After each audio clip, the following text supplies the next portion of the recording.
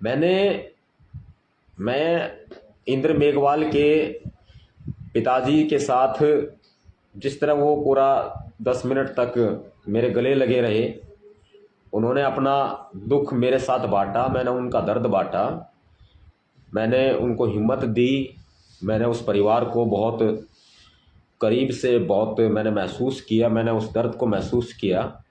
एक परिवार का बेटा चला गया आज, इंद्र मेघवाल, लेकिन अब कहने को कुछ बचा नहीं है, क्योंकि सरकार ने हमारे रास्ते रोक दिए हैं। गहलोत सरकार तानाशाही कर रही है, गहलोत सरकार जो है वो अपनी हठधर्मिता कर रही है। अशोक गहलोत जिद पर अड़ गए हैं, लेकिन हम भी जिद के पक्के हैं। उस माँ को मैंने महसूस किया, उस माँ के दर्द को, कि एक माँ के ऊपर क्या बीतती है जब उसका लाल चला जाता है, जब उसका लाल खो जाता है, उस माँ के ऊपर क्या बीतती है, ये मैंने महसूस किया अंदर से। मैंने एक बेटे का दर्द ना, मैं एक दुख बांटना चाहता हूँ आपसे, और शायद ये आप समझेंगे, मेरी व्यथा को समझेंगे, मेरे दर्द को समझेंगे आप। मेरा अभी फिलहाल एक बेटा है, मेरा एक बेटा है, स्कूल में पढ़ता है मेरा बेटा। मेरे इस बेटे के बाद में एक और मेरा बेटा हुआ। मेरे 2 बेटे हो गए थे, एक और मेरा बेटा हुआ, लेकिन जन्म लेने के बाद वो कुछ मिनट तक ही जीवित रहा। मैंने अपना एक बच्चा खोया है, मैंने एक अपना बेटा खोया है। मैं आपको आज बता रहा हूँ ये बात, मैं उस वक्त बता नहीं पा रहा था, मैं कई सारे लोग बैठे थे, लेकिन आज आप स्क्रीन पर देख रहे हो मुझे, मैं अकेला बैठा हूँ और मुझे पुरानी सारी बातें याद आ रही हैं।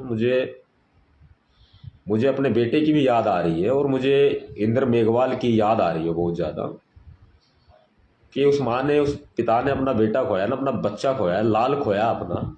राजस्थान ने, जालोर ने अपना लाल खोया है। तो मैंने जब अपने बेटे के दर्द को सहा, जब मुझे याद आते हैं ना अपने बच्चे की, मैं रो पड़ता हूँ, मैं टूट जाता हूँ यार, बहुत ज़्यादा टूट जाता हूँ यार। आप मेरे युवा साथी हो, मैं कोई बड़ा नेता नहीं हूँ, अरे मैं आपकी तरह मैं इंसान हूँ बस। हाँ, आप मेरे चाहने वाले हो सकते हो, आप मेरे करीबी हो सकते हो, लेकिन ना, मैं आपको दोस्त मानता हूँ, मैं आपको भाई मानता हूँ, अपनी बहन मानता हूँ मैं आपको।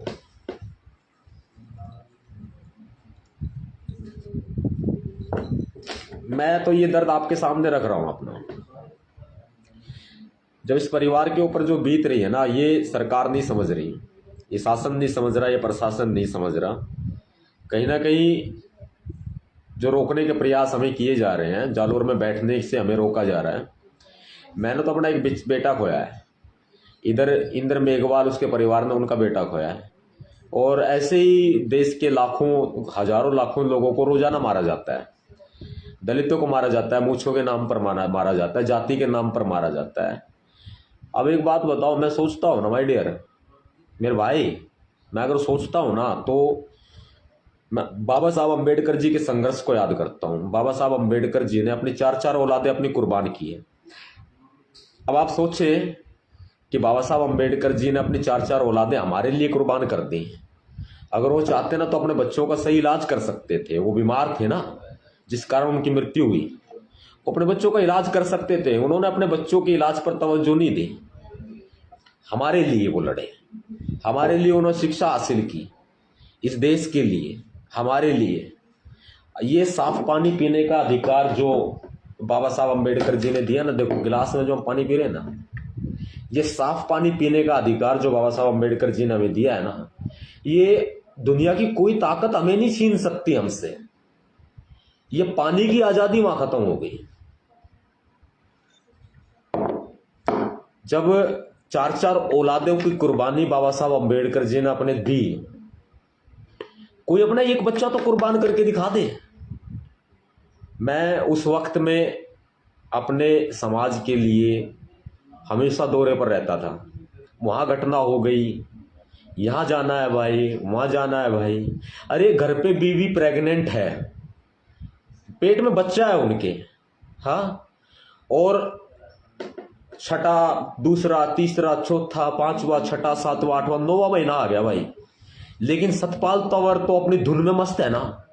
समाज मुझे दिखाई देगा, मुझे तो समाज के लिए काम करना है, यहाँ दिक्कत हो गई वहां जाना है, यहाँ मेरी जरूरत है मुझे यहाँ पहुंचना है, यहाँ पर बलात्कार हो गया मुझे वहां जाना है, यहाँ दलितों को मारा गया मुझे वहां जाना है, यहाँ मेरे भाई मारे गए, शेड्यूल कास्ट के साथी हमारे मारे गए, मुझे वहां पहुंचना है, वहां बहुजनों को मारा जा रहा है, वहां महिलाओं को मारा जा रहा है, वहां काटा जा रहा है, वहां बलात्कार होते हैं, वहां रेप होते हैं, गैंग रेप हो रहे हैं, मुझे वहां पहुंचना है। अरे वहां पहुंचते पहुंचते मैं अपनी बीवी की केयर करना भूल गया भाई। हाँ, नतीजन जो है, मैं अपना एक बच्चा खोया, मैंने अपना एक बच्चा खोया, जो आज मैंने दर्द महसूस किया ना, मैं वो बयां कर रहा हूं आपके सामने। मैंने वो बच्चा खोया, मैं कभी वो तस्वीर भी आपके सामने दिखाऊंगा। बहुत क्यूट था यार, बहुत प्यारा था, बहुत प्यारा था। जब समाज के और बच्चे मारे जाते हैं ना, वहां मुझे मेरा दर्द फीका लग जाता है। कहते हैं ना, दुनिया में कितना गम है, अपना गम उतना कम है।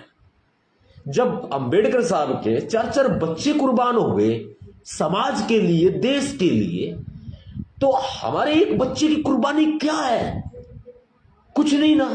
लेकिन जिन बच्चों को जाति के नाम पर मारा जा रहा है, जिन बच्चों को सामंतवादी मार रहे हैं, जिन बच्चों को मनुवादी जातिवादी लोग मार रहे हैं, हमें उनके भविष्य को सेव करना है, हमें उनके भविष्य को बचाना है, हमें अपनी आने वाली पीढ़ी बचानी है।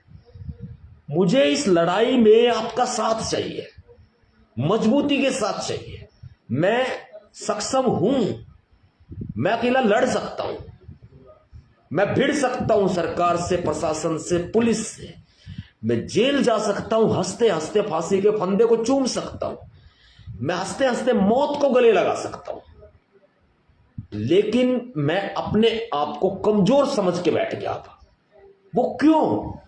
क्योंकि सरकार के पास पुलिस है, प्रशासन है, उनके पास पावर है, उनके पास सब कुछ है, वो हमें दबा देंगे।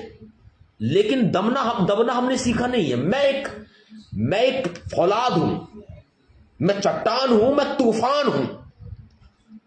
मैं कभी दब नहीं सकता, मैं कभी झुक नहीं सकता, मैं कभी बिक नहीं सकता, मैं लड़ सकता हूं हमेशा। मुझे मौत पसंद है। जिंदगी का अंतिम सच जो है मौत, मुझे मौत पसंद है। मैं प्यार करता हूं मौत को। मौत मेरी महबूबा है, महबूबा जिसे कहते हैं। चाहता हूं मैं दिल से मौत को। मैं कुर्बान होना चाहता हूं अपने देश के लिए, अपने समाज के लिए।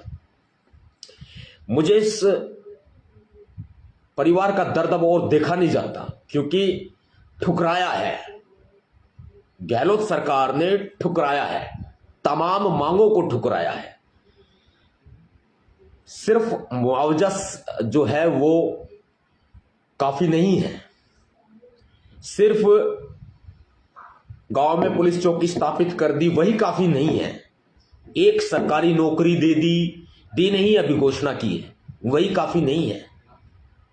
और यहां तक कि 2 सरकारी नौकरी मिल जाए तो भी मुझे काफी नहीं लगती है। एक परिवार को गुजर बसर का साधन हो जाएगा, मुझे काफी नहीं लगती। मुझे मौत के बदले मौत चाहिए। और मुझे पता है, मुझे पूर्ण भरोसा है आपके ऊपर कि आपको भी मौत के बदले मौत चाहिए। और वो मौत के बदले मौत देगा कौन? कोई हम हो, और आप जाकर के तो जेल के अंदर से उसको निकाल के बाहर उसको ठोक नहीं सकते ना। हम तो शासन से, प्रशासन से मांग कर सकते हैं कि कानूनी तरीके से, संवैधानिक तरीके से उसको फांसी के तख्ते पर ले जाया जाए। हम यही कर सकते हैं ना। लेकिन सरकार इस बात को मानने को कदापि तैयार नहीं है।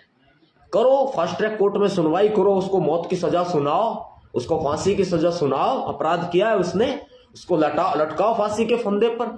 लेकिन नहीं, उन्होंने सबूत मिटा दिए हैं। उन्होंने मटकी नाम की कोई चीज नहीं थी वहां पर स्कूल में, उन्होंने ये सबूत मिटा दिए। उन्होंने अलग से एक नई टोटी का, नई टंकी का निर्माण करवाया वहां पर, और वहां पर तमाम तरह के गवाह सबूत जो है, बयानात जो है वो तैयार किए जा रहे हैं। सरकार न्याय नहीं करेगी, ये पैन है। और सादा पेपर ले आओ, मुझसे साइन कराओ। अभी सरकार न्याय नहीं कराएगी, मैं लिख के दे देता हूं। सरकार की मंशा ठीक नहीं है, बिल्कुल भी सरकार की मंशा बिल्कुल ठीक नहीं है। परिवार टूट चुका है, पूरा आधा हो चुका है। अब उम्मीद मेरी इतनी है कि मैं राजस्थान पर चढ़ाई करूंगा। मैं राजस्थान प्रदेश के अपने लोगों को मरते हुए नहीं छोड़ सकता। मैं इस परिवार को, मैंने जितेंद्र मेघवाल भाई के परिवार का दर्द देखा है, मैंने अपने छोटे भाई, अपने बच्चे बराबर मैंने इंद्र मेघवाल के परिवार का दर्द देखा है। मैं इस परिवार को अकेला नहीं छोड़ सकता वहां मरने के लिए।